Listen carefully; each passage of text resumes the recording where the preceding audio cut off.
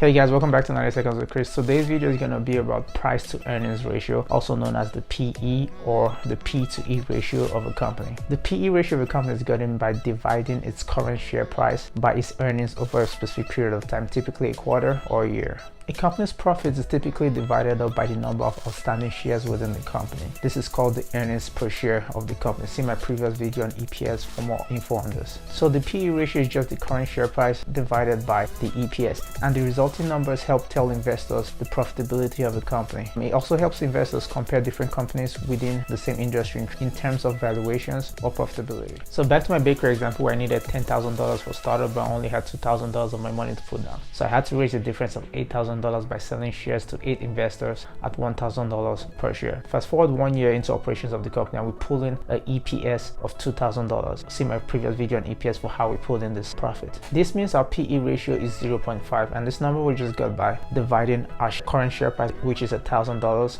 by our EPS, which is $2,000, and that gives us 0.5. A low PE ratio typically means you're getting a better deal as the share price is cheaper compared to the earnings of the company. But however, a high PE ratio could mean you might be getting a worse deal, but it could also mean there's huge growth ahead of the company in future, so investors are willing to pay a higher price now for significant growth in the future. This is why there are two types of PE ratio: a trailing PE ratio, which is the PE calculated over the previous 12 months, and a forward PE ratio, which is the PE estimated for the future 12 months. That's it for the video, guys. I'm gonna see you guys in the next one.